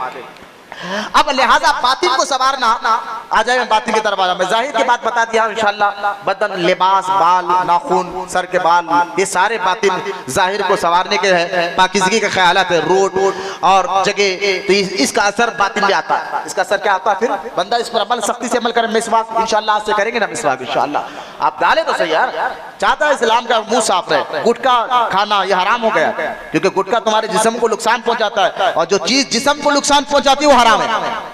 जिस तरह शराब हराम है, इस तरह आज के दौर में गुटखा, जर्दा, जिससे आपके जिस्म को नुकसान पहुंचता है। फिर आप गुटखा भी खाएंगे, अल्लाह से मोहब्बत है, नहीं, गंदगी अंदर जमी हुई है अभी तुम्हारे। उस पर्द को, उस जंग को साफ करो। तो बंग, जिस तरह हदीस में सरकार ने फरमाया, गुनाह करो, अल्लाह के नाफरमानी करो, तो एक नुक्ता काले कलर का दिल पर खड़ जाता है। अब वो गुरूस करते जाते, वो नुक्ता काला कलर का बढ़ते बढ़ते बढ़ते पूरे दिल को सिया बना देता है। जब पूरा दिल सिया हो जाता है तो ना उसको कुरान की बात का असर करता, ना हदीस की बातों का असर होता, ना पीर की बातों का असर होता, ना अच्छी बातों का असर होता। बस हाँ, फिल्में, ड्रामे, गंदगी, गालियां, हराम खाना, इन बातों में उसको मजा आने लग जाता है। तो समझ जाओ कि तुम्हारे बातिन में गंदगी का ढेर जमा हो गया है, जो सिर्फ गंदगी को पसंद करता है, हलाल और जायज चीज को पसंद नहीं करता। जहां तुम्हारी मिजाज नमाज से कतराए, जहां तुम्हारे अंदर रोजे तरावी को लेकर सुस्ती, काहिली, बेचैनी आए, तो समझ जाओ कि बातिन में गंदगी जमी हुई है। उसको साफ करो। जंग चढ़ गया है, और जंग ऐसा चढ़ता, जब एक लोहे को जंग चढ़ जाता है तो लिहाजा उसको आग में डाला जाता है ताकि जंग छोड़ दे। इसी तरह जब दिल को जंग लग जाता है तो अपने आप को अल्लाह रसूल की मोहब्बत के गड़े में गिरा दो, और वो जंग, वो दिल का जंग जो है खत्म होना शुरू हो जाता है। बातिन की गंदगी हसद भी है। हसद के बारे में मैंने आपको बताया, सरकार के हदीस से सरकार ने फरमाया, हसद नेकियों को ऐसा खा जाती है जैसा सूखी आग लकड़ी को आग खा जाती है। हसद क्या है कि सामने वाले के पास जो नेमत अल्लाह ने, इल्म की नेमत है, दौलत है, पैसा है एक आदमी के पास, और आपके दिल में ख्याल है उसके पास कहेगा सब मेरे पास आ जाना, उन्हें लकीर का फकीर हो जाना। इसको कहते हैं हसद। क्या कहते हैं इसको? हसद कहते हैं। और तकब्बुर क्या है कि सामने वाले को जलील देखना और अपने आप को इससे, मैं इससे अच्छा हूं, इसको तकब्बुर कहते हैं। गीबत क्या है कि गीबत जो बंदे के अंदर हो, उसके वही चीज उसके पीठ पीछे बोलना। साहबा से हुजूर ने कहा, मामा गीबत ये है, एक बंदा, मिसाल के तौर पर समझाने के लिए कह रहे, एक बंदा गिड्डा है और आप कह रहे वो गिड्डा आदमी कह रहा था, ये भी गीबत, क्योंकि जो चीज उसके अंदर हो और वही चीज आप उसके पीठ पीछे बोल रहे हैं तो गीबत इसी को कहते हैं। और जो चीज उसके अंदर ना हो और उसके पीठ पीछे वो बात कह रहे थे, ये गीबत नहीं, ये बहतान है। तो हाँ, गीबत जो है बाज लोगों के बारे में पीठ पीछे बोलना जायज भी है, दीन मुकम्मल सीखना। बाज वो लोग हैं जिनके पीठ पीछे बोलना क्या है, बल्कि सवाब है, जैसे कि वहाबी के बारे में, शिया के बारे में, तबलीगी जमात के बारे में पीठ पीछे बोल सकते, ये गीबत नहीं है, ये तो सवाब का काम होता है। थोड़ा ये बैलेंस को समझना होता है। तो एक गीबत जो है जिस बंदे में ऐब हो, दिख तो वही ऐब को उसके पीठ पीछे बोलना गीबत है। कुरान कहता है जिसने गीबत की, हमने सगे भाई का गोश्त खाने के बराबर। ये हसद, ये गीबत। हसद क्या बता दिया, गीबत क्या बता दिया, तकब्बुर क्या बता, खुद पसंदी, ये भी अल्लाह को पसंद नहीं है कि जो मैं चाह रहा हूं वो होना। ये खुद पसंदी भी अल्लाह को पसंद नहीं है। बल्कि हसद के बारे में आता है हदीस पाक में कि एक सहाबी नबी करीम अलैहिस्सलाम ने एक सहाबी को देखा और देखकर फरमा कि देखो ये जो आ रहा ना, बोले हाँ, जो जंगल से लकड़ी काट कर लकड़ी का घट्टा लेकर आ रहा है, ये जन्नती है। आप दूसरे दिन सरकार ने फिर कहा कि देखो ये आ रहा है ना कि ये जन्नती है। दूसरे दिन देखे तो वही सहाबी थे जो कल कहा था। तीसरे दिन सरकार ने फिर कहा देखो ये जंगल से जो लकड़ी लेकर आ रहा है ना, बोले हाँ, ये जन्नती है। तीसरे दिन वही सहाबी थे। अब एक सहाबी गए उनके घर, सलाम दुआ की कि भाई जनाब मैं 3 दिन का मेहमान आपके घर रहना चाहता हूँ, आपने इजाजत दी।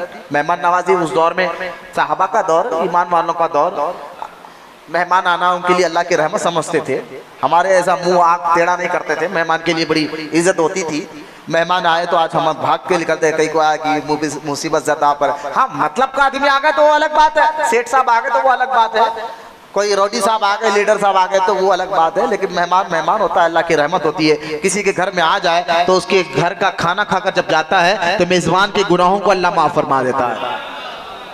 ये चीजों पे नजर हमें रखना चाहिए। तो मेहमान बनकर चले गए उनके घर 3 दिन। मेहमान के कहा कम से कम 3 दिन।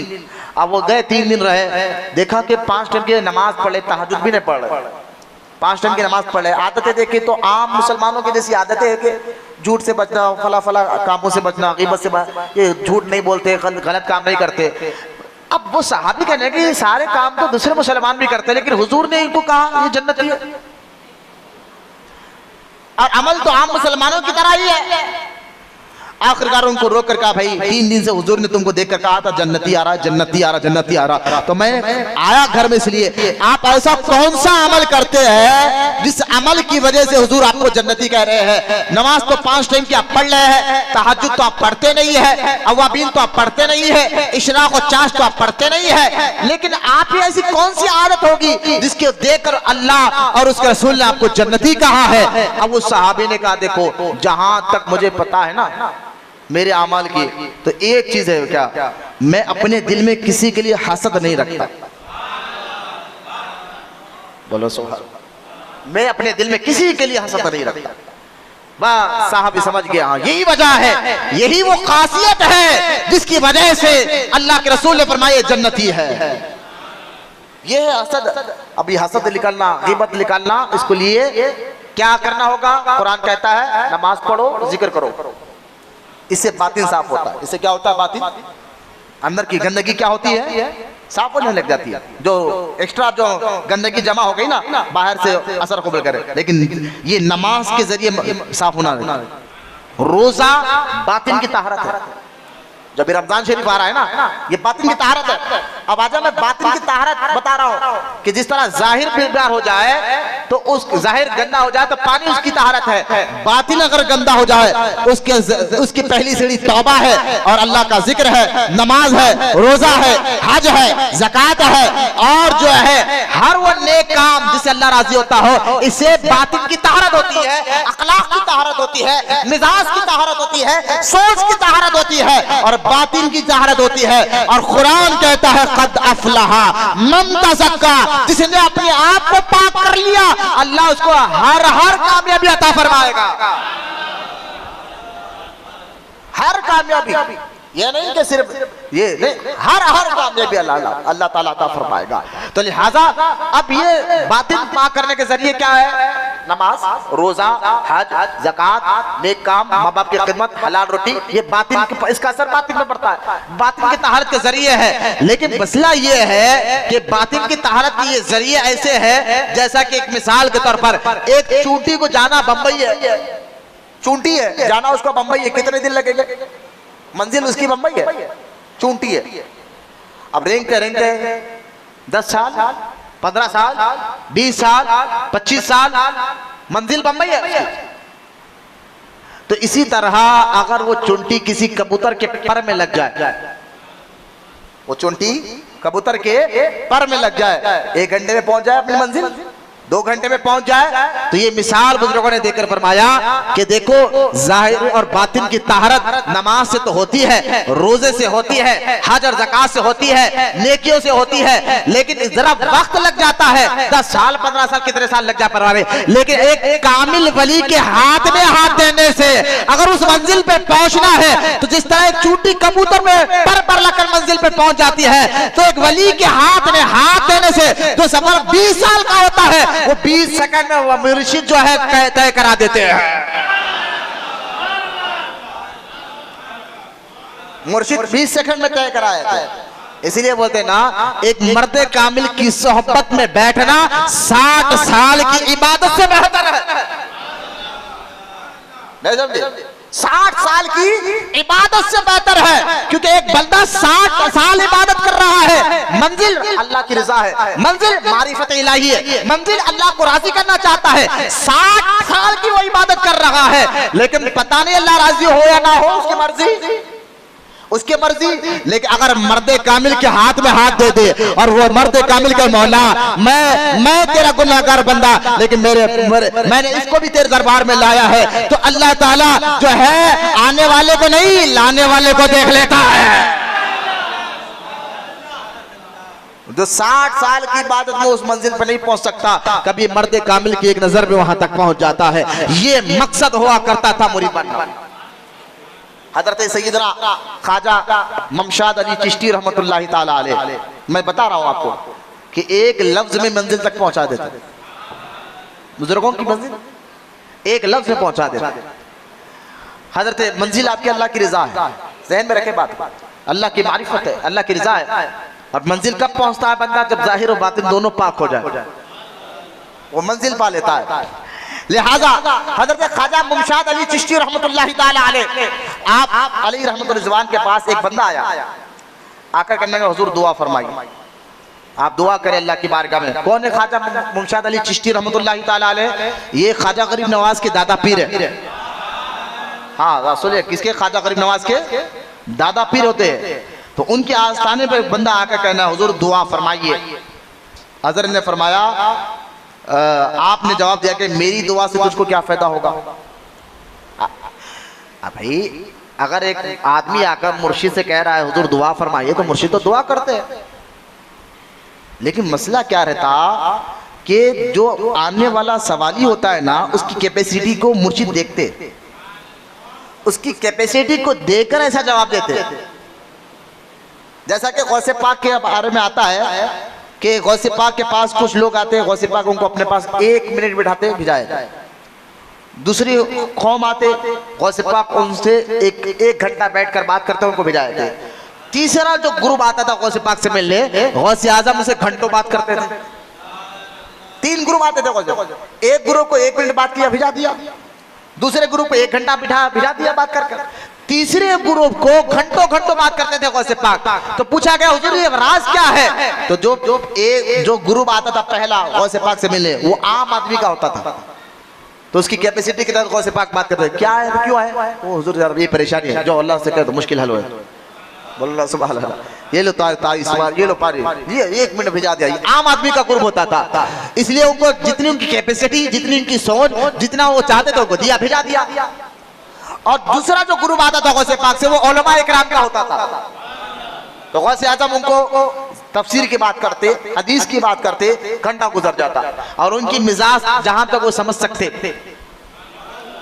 ये इश्क की मंजिल है बापू, यहाँ की मंजिल पर तक पहुंचना तो दीवाना बनना पड़ता है, आशिक बनना पड़ता है ना। इश्क और अक्ल में हमेशा लड़ी हुई। अक्ल कहते नहीं मेरी बात सुन, इश्क कहता मेरी बात सुन। जिद हमेशा इश्क की होती है। अक्ल कह रही है कि आग में मत कूद, जल जाएगा।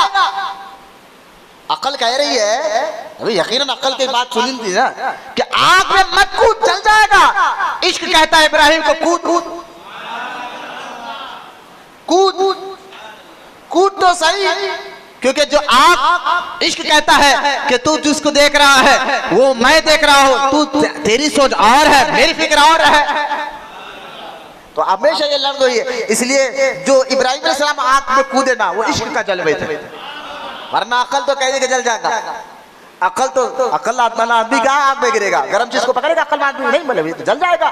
लिहाजा अकल है। तो यहाँ तसव्वुफ इश्क है। तसव्वुफ क्या है? बातिन को साफ का, जाहिर बातिन साफ का, इसको ये इश्क के मरहले है। तो यहाँ अकल को घोड़े पर नहीं चला जाता, यहाँ इश्क के घोड़े पर चला जाता है।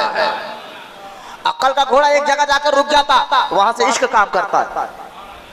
अगर एक बंदा रोड पे जा रहा है तो अकल के घोड़े पे जाओ, जहां तक जाना है जा सकते हो, लेकिन आ जाए मीनार और चढ़ना ऊपर है तो घोड़े पे बैठ के जा सकते, धड़म से नीचे गिर जाओगे। तो यहाँ अकल के घोड़े पर मीनार पे नहीं चढ़ा जा सकता, चढ़ना ऊपर है तो इश्क के घोड़े पर जाना पड़ता है। तो अकल और इश्क या तो लिहाजा दूसरे जो उलमा थे वो अक्लमंद थे, तो उनकी अकल की बात कर दिया। और तीसरा जो ग्रुप जिससे गौसे आजम घंटों बात कर रहे थे, वो इश्क वालों का ग्रुप था, वो औलिया अल्लाह का ग्रुप था, वो बुजुर्गाने दीन का ग्रुप था। गौसे आजम उनसे घंटों बात किया करते थे। इसलिए जैसी जिसकी मंजिल वहां पर बात आपको आसान करके बताता हूँ। एक बंदा नर्सरी क्लास में है और एक बंदा 10th क्लास में है। और नर्सरी क्लास के बच्चे को अगर मैं 10th क्लास की बुक देकर बोले पढ़ो तो पढ़ सकता हूँ ना? बोले अगर हो सकता है अगर कहे कि ये गलत है, ये ऐसा कुछ भी लिखे हुआ नहीं है, ये गलत। तो अब बताइए भाई गलत कैसा है? वो तो 10th क्लास की पढ़ाई है, वो तो है, लेकिन असल में तुम गलत जगह आदमी को दे रहे हो। उसको समझ वो उसकी अकल वहां तक पहुंची नहीं है, उसकी समझ वहां तक पहुंची नहीं है, तो क्या समझेगा उन बातों को? वो भी पास होकर 10th क्लास तक आएगा तब उसको एक 10th क्लास की बातें समझ में आ जाएंगी।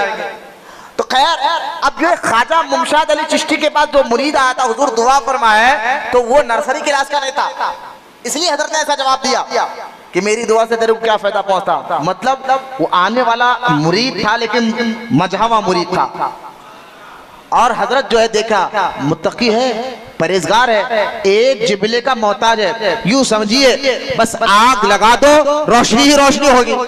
वो आग लगाने के लिए ख्वाजा मुमशाद अली चिश्ती ने वो जिबला कहा कि मेरी दुआ से तेरे को क्या फायदा होगा।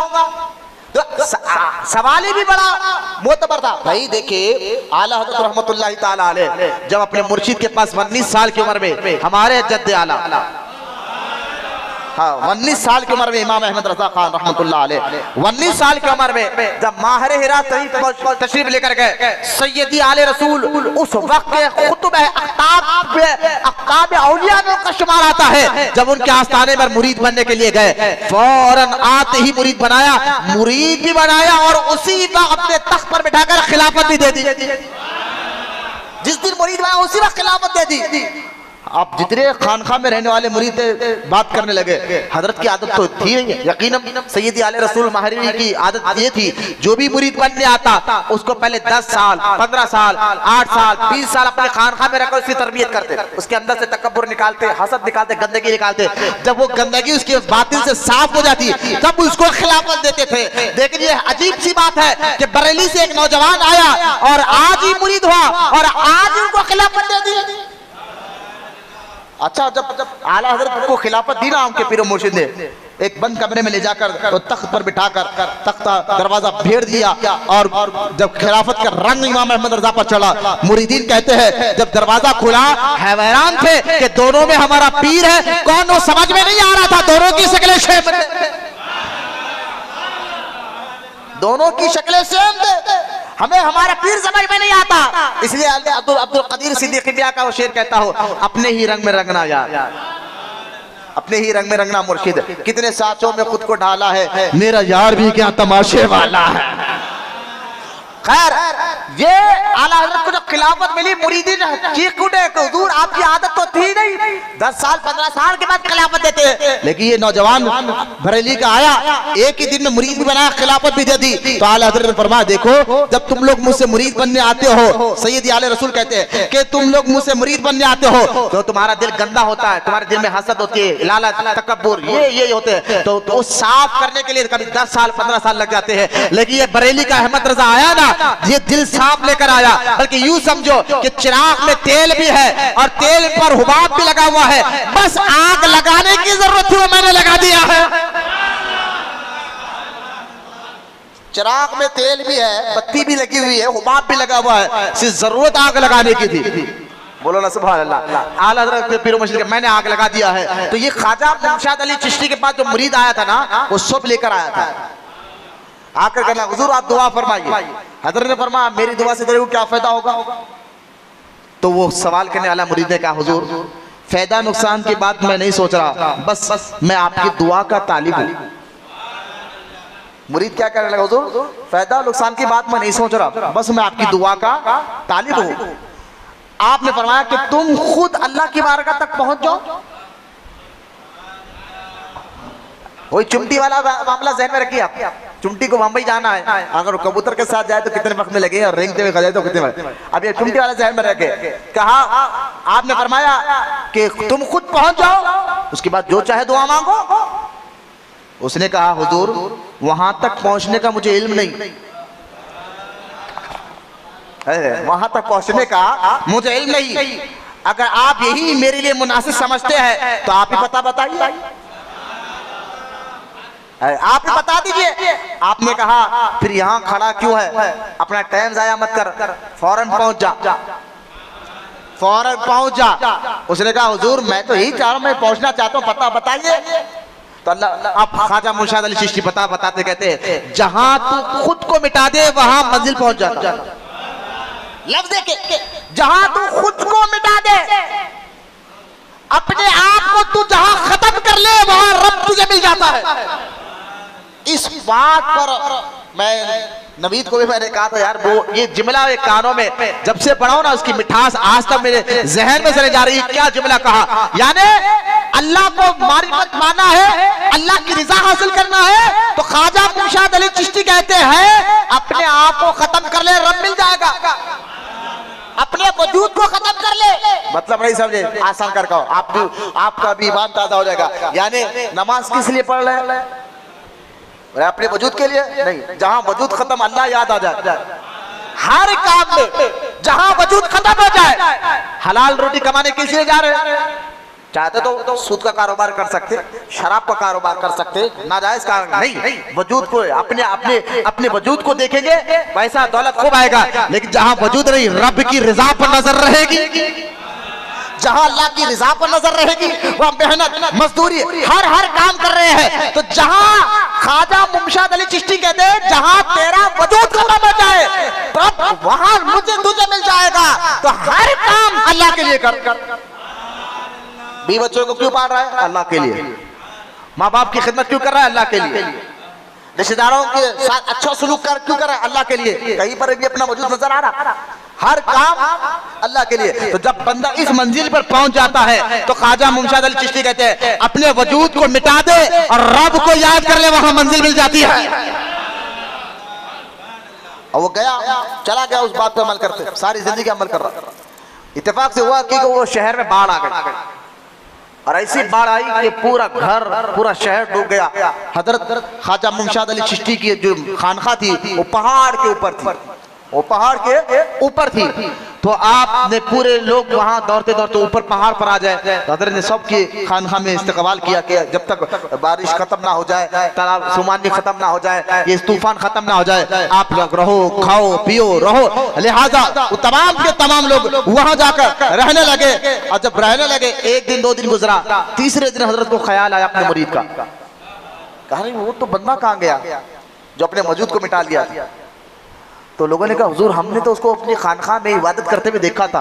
जब बाढ़ आई थी, तूफान आया था, अपने कमरे में अपने खानखा में वो इबादत कर रहा था। पता नहीं अब खानखा में बाढ़ में वो बह गया होगा। आपको फिक्र हुई, पहाड़ के ऊपर ठहर कर आपने देखा कि क्या देखते हैं, वही आपका मुरीद पानी के ऊपर बैठकर अल्लाह का जिक्र कर रहा है। जब बंदा अपने वजूद को मिटा लेता ना, रब को पा लेता, और जब रब को पा लेता तो फिर रब भी ऐसे इनामात अता फरमाता है, रब भी ऐसे इनामात उसको अता फरमा देता है। लिहाजा अब देखा कि अल्लाह का जिक्र कर रहा है, हजरत को इशारा दिया, वो ऊपर आ, पानी में चलते हुए हजरत के पास आया। हजरत बोला तो नीचे आ सकता है, जिस तरह एक दीवार पर से कूद कर नीचे आते ना, इस तरह पानी से कूद कर नीचे आया। और कहा, हजरत ने मुस्कुरा कर कहा तुझे रब का पता मिल गया? कहा हुजूर आपने तो बताया था कि जहां तेरा वजूद खत्म हो जाए वहां रब मिल जाता है। आज ये मिजाज तुम्हारे अंदर लाना जरूरी है मुसलमानों। तुम कारोबार कर रहे हो, तुम ऑटो चलाते हो, तुम मेहनत कर रहे हो, मजदूरी कर रहे हो, रब का ख्याल रहे कि किसी को धोखा ना हो हमारी जात से, ना माँ बाप नाराज हो बिला वजह के। आज ऐसे भी है, मेरे पास आया है मामला कि अपने बीवी बच्चों को अच्छी तरबियत देना चाहिए, बीवी का हक जरूरी है, माँ बाप औलाद का हक जरूरी है, लेकिन माँ बाप को एक एक रुपये लेके तरसा रहे हैं, मुरीद बन गए, माँ बाप की खिदमत में कोई असर नहीं आया। तो ये कहाँ तुम्हारे अंदर जो गंदगी जमी हुई है, खत्म करो। अल्लाह अपने वजूद को खत्म कर कर अल्लाह की रजा पर रहने वाले बन जाओ, फिर अल्लाह ताला दोनों जहां में आपको कामयाबी जरूर अता फरमाएगा। एक सेकंड में जो है बुजुर्गानी मंजिल तक पहुंचा देते हैं। हजरत अब्दुल्लाह इब्न मुबारक रहमतुल्लाह ताला अलैह, आपके पास जो है एक, आप हर साल अब्दुल्लाह इब्न मुबारक बहुत बड़े बुजुर्ग, हारून रशीद के दौर के बुजुर्ग, खलीफा हारून रशीद, और अब्दुल्लाह इब्न मुबारक अमीरुल मोमिनीन फिल हदीस थे, अमीरुल मोमिनीन फिल हदीस। आपका मुकाम मर्तबा, बस क्या मैं आपको बताऊं कि आपका अमल, तकवा, परहेज़गारी, इबादत कितनी आपको अल्लाह ताला ने उसत और शान अता फरमाई थी कि इसका अंदाजा नहीं कर जा सकता। वही अब्दुल्लाह इब्न मुबारक फरमाते हैं, मैं एक साल हज के लिए नहीं गया तो थोड़ा सा गमज़दा हुआ, यार मुझे जाना नहीं हुआ ये साल हज के लिए। ये सोचकर मैं एक जंगल की तरफ जा रहा था, अल्लाह का जिक्र करते करते अचानक बूढ़ी औरत, बिल्कुल बूढ़ी औरत, उसने कहा अब्दुल्लाह मुबारक, मैंने पलट कर देखा, कहा ये बूढ़ी औरत है, जंगल में तन्हा गया, खरीब गया, क्या क्या भाई, कहा हज को चलता है। है कितने साँचों में खुद को ढाला है, यार भी क्या तमाशे वाला है, हज को चलता है। कहा अब तो कल से हज शुरू होने वाला है, अब यहाँ इराक में वर्षों का सफर, महीनों का सफर, पैदल गए तो कई महीने, 6 महीने लग जाएंगे। कहा अब कैसे माई, अब क्या वक्त नहीं है, कल से हज शुरू होगा, हम यहाँ आज है। कहा वो जाने की फिक्र मत, चलने का इरादा है, चलने का इरादा है। कहा हाँ चलने का इरादा है। तो हाथ पकड़ा, बूढ़ी औरत, ज़ईफ औरत, उस पर शहवत नहीं, ज़ईफ औरत को देखने में कोई हर्ज नहीं। हाथ पकड़ा एक दरिया के किनारे, कहा आग बंद कर, आग खोला तो अरफात के मैदान में मौजूद है, मीना के मैदान में, मीना के मैदान में मौजूद है। वो वहां पर मीना के मैदान में हज भी कर रहे हैं, दुआएं भी कर रहे हैं। यही तो मैं आपको समझाना चाहता हूँ, जब जिसका जाहिर और बातिन साफ हो जाता है, वो मर्द तो मर्द है, औरत भी अगर अपने इसमें कामयाब हो जाए तो अल्लाह ताला उसको ऐसा मुकाम और मर्तबा अता फरमाता है कि वो बरसों का मामला सेकंड में कर बता देता है। आज का ये उन्वान, अपना जाहिर और अपना बातिन दोनों साफ रखने का, यही उन्वान लेकर आप अपने जहन में रखिए। ताहरत को, पाकिज़गी को इख्तियार करिए, जाहिरी सबब को भी अपनाइए, बातिनी सबब अल्लाह का जिक्र है, बातिनी सबब नमाज, रोजा, हज, ज़कात है, बातिनी सबब पीर कामिल की सोहबत है, बातिनी सबब जो है यार की एक नज़र भी है। अल्लाह की बारगाह में दुआ है, अल्लाह हम तमाम को कहने सुनने से ज्यादा अमल की तौफीक अता फरमाए। वमा अलैना इल्लल बला वल्हम्दुलिल्लाहि रब्बिल आलमीन। इंशाअल्लाह सिर्फ 5 मिनट दीजिए, क्योंकि रमज़ान शरीफ जब आएगा इंशाअल्लाह अल्लाह हमें रमज़ान मुबारक खैर और खूबी से अता फरमाए। और कुछ नसीहतें बात ख़त्म कर इंशाअल्लाह अज़ान होगी, हम नमाज के लिए खड़े हो जाएंगे इंशाअल्लाह। तो नसीहतें ये है मुरीदों को कि आप इंशाअल्लाह रमज़ान मुबारक की आमद है, अल्लाह खैर खूबी के साथ अता फरमाए। जैसे ही रमज़ान शरीफ आएगा तो पहले 3 रमज़ान को तैयबा ताहिरा, आबिदा जाहिदा, बीबी फातिमा ज़हरा रज़ी अल्लाह ताला अन्हा का उर्स मुबारक होता है, तो उसके लिए। और फिर 10 रमज़ान को तैयबा ताहिरा, बीबी खदीजतुल कुबरा रज़ी अल्लाह ताला अन्हा का उर्स मुबारक होता है। फिर 17 रमज़ान को जंग बदर के शोहदा का याद होती है, 20 रमज़ान मुबारक को मौलाए कायनात की याद होती है। तो इन तमाम यादों के तहत मैंने सोचा कि आपको जिक्र की तलकीन की जाएगी। इंशाल्लाह पहला चांद दिखा है तो 3 दिन तक आपको पहले कलमे तैयबा पढ़ना है, फिर 10 दिन तक भी आपको कलमे तैयबा पढ़ना है।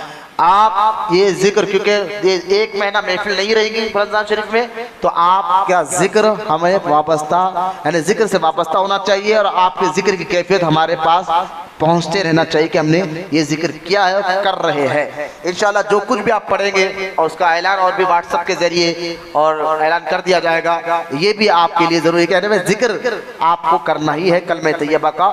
और अक्सर मिजाज मेरी ये है कि कुरान की आयतें इसलिए मैं पढ़ने नहीं देता हूँ जिक्र के लिए, क्योंकि बहुत से बच्चे हैं जिनको जो तजवीद अभी सीखे नहीं, अल्लाह हमें तजवीद सीखने की तौफीक अता फरमा। कुरान को पढ़ना है तो तजवीद सीखना पड़ता है। अलिफ बा ता तौ सीन शीन की आवाज़ कैसे निकालना, इसको तजवीद कहते हैं। जब तजवीद सही निकालेगा वही बंदा कुरान को सही पढ़ सकता है।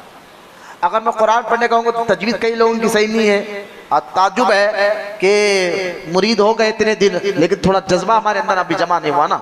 हमारे अंदर जज्बा सिर्फ हिरस लालच लड़ाई झगड़े का जज्बा अंदर भरे हुआ है। जरा दीन सीखने का जज्बा होता तो जरिए आपको यहाँ पर इतने अच्छे है कि जनाब नवीद साहब है, बैठ कर अदब से खुद से जज्बा लाते कि हजरत थोड़ा सा तजवीद सिखा दीजिए। कुरान में हदीस में हुजूर ने फरमाया इल्म हासिल करो महद से लेकर लहद तक। तो इल्म हासिल करने के लिए कोई उम्र नहीं है, वक्त निकालना पड़ता है। जैसे आप ड्यूटी के लिए वक्त निकाल रहे हैं, काम करने के लिए वक्त निकाल रहे हैं, चलो ठीक है जिम्मेदारी है आपको, ऐसा दीन सीखने के लिए भी वक्त निकालिए, तजवीद सीखिए। तजवीद सीखने से नमाज आसान हो जाती है। तन्हाई में जो नमाज पढ़ते हैं उनके तो वाटला, जो लोग तन्हाई में नमाज पढ़ते हैं अगर उनको तजवीद नहीं आती तो फिर पढ़ेगा क्या? कुरान में सूरह फातिहा को पढ़े नहीं आता, सूरह इखलास उसको पढ़ना नहीं तो पढ़ेगा क्या? तजवीद सीखेगा तो ये पढ़ेगा। लिहाजा अगर इमाम के पीछे नमाज पढ़ रहा है तो बात अलग है, फिर भी उस सुन्नतों का क्या होगा, उसका नफीलों का क्या होगा। लिहाजा दीन सीखने के लिए मैं समझता हूँ रमजान शरीफ का ऐसा मुबारक महीना है जहाँ नफ्स कंट्रोल में रहता है, मिजाज जरा नेकी की तरफ ज्यादा होती है। तो आपको जब भी वक्त मिले आकर तजवीद सीखिए इंशाल्लाह, वक्त निकाल कर, यानी जहां आपको सीखना चाहते हैं वहां पर सीखिए। ये मुरीदों के लिए कहूंगा, ये एक महीना आपके लिए टाइम खुद अपनी मर्जी से निकाल कर जिक्र करने का भी है और तजवीद सीखने का भी है। ये मेरा खुद का एक जाती मशवरा आप तमाम मुरीदों को है। इंशाल्लाह मुझे उम्मीद है कि आप अमल करेंगे। मिसवाक करने की आदत डालिए, ताड़ी को बिगाड़ने के नहीं, तेल लगाकर, सर को तेल लगाकर जो हुजूर की सुन्नत मुबारक उस पर अमल करें। और ये पूरा रमजान शरीफ जो ततहीर का महीना है, सर में रोज़ा आपकी ततहीर करता है, आपके अंदर से अकड़ को, तकब्बुर को, गुस्से को, गलत आदतों को निकालता है। इस पर मुकम्मल अमल करते हुए रोज़ा रखिए तो अल्लाह ताला दोनों जहां में आपको कामयाबी जरूर अता फरमाएगा। वमा अलैना इल्लल बलाग वल्हम्दुलिल्लाहि रब्बिल आलमीन।